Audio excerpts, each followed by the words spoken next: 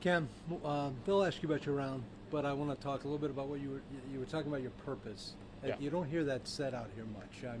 It seems like the purpose is to stand on the golf ball and put it where you want to put it. But can you elaborate a little bit more on what you mean by your purpose?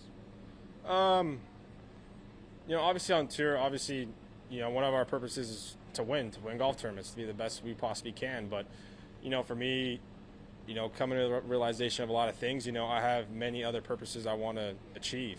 For me, it's not all about golf. Obviously, as a kid and coming out here trying to get on tour, it had to be because that was my situation and I had no other choice. But now that I'm out here and I'm, got married, I'm maturing, in levels, I'm starting to kind of figure out myself and what works for me. So obviously I'm going to, put 100% effort into this game. I love it. It's given me so much. But also, I have my family. I have other things that mean more to me than this game. So for me, it's just kind of balancing that and figuring that out and how I can manage both of those to have my ultimate success. And like I said last week, it's, I talk to my wife, talk to my coach, and just try to have a more open-minded, process and, enjoy the game more and not be so hard on myself. And, as long as I put the work in, then the results will come.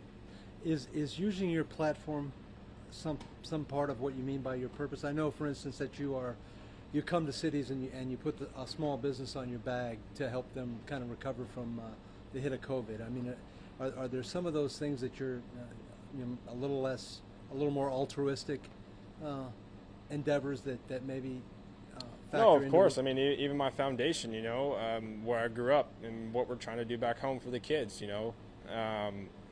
I was given so much as a kid to get me out here, and I'm going to do the same thing. It's my father's passion. It's my passion.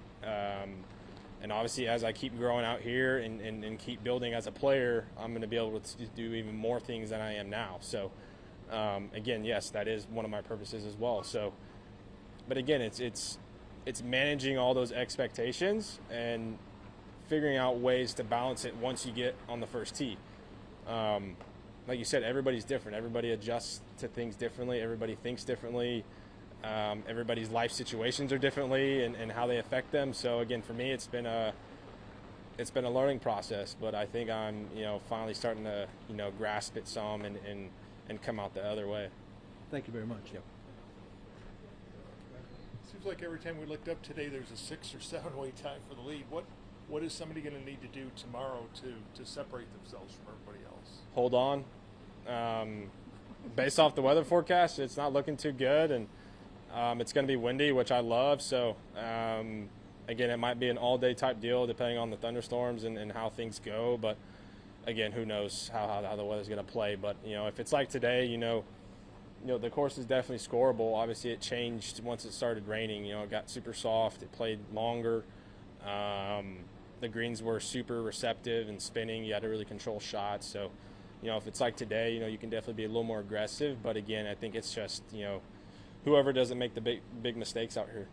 Is it frustrating when you know you're playing well and you're getting birdies, but you look up and there's still the big bunch at the top because everybody else is doing it? That's just how it is here. That's how it can be. And again, tomorrow can change dramatically.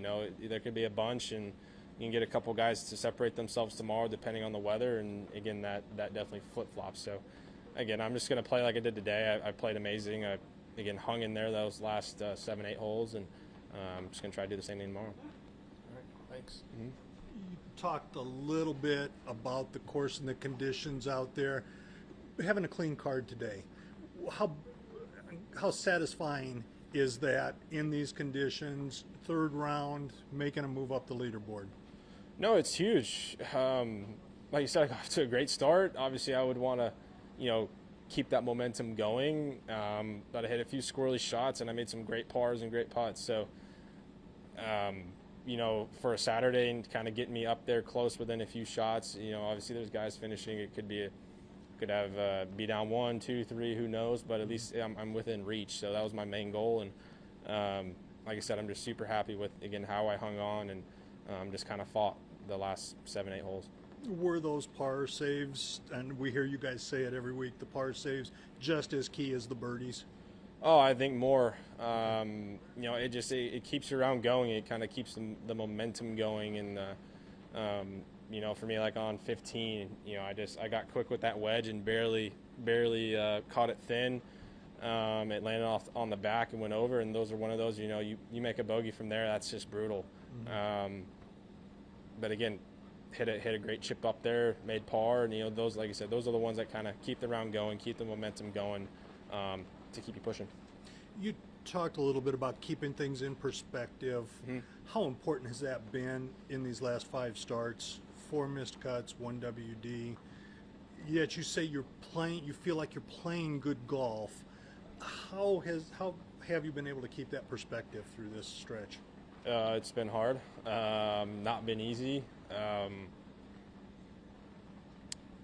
Again, like you said, it's not so much my game; it's more me and my personal growth. I think because I'll go home and I'll play perfectly fine. So I know it's not. It's more in depth, and what a lot of guys are starting to talk about now. Your personal health. So again, like I've said, everybody reacts differently to things. Certain things affect certain people differently, and for me, I had to figure it out. I had to learn it. It's not. When I played well, I played well, just like this week. I'm free-minded. I'm just playing. I'm enjoying the game.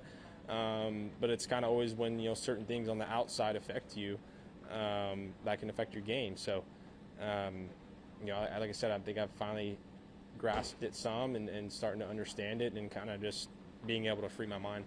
Do you ever take a step back and realize, man, I'm still young. This is still relatively new to me out here?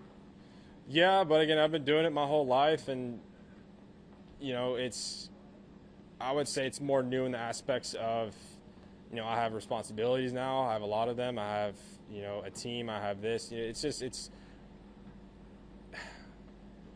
just managing it. Like I said, it's managing it, and doing it in a way that doesn't affect you out here, if that makes any sense.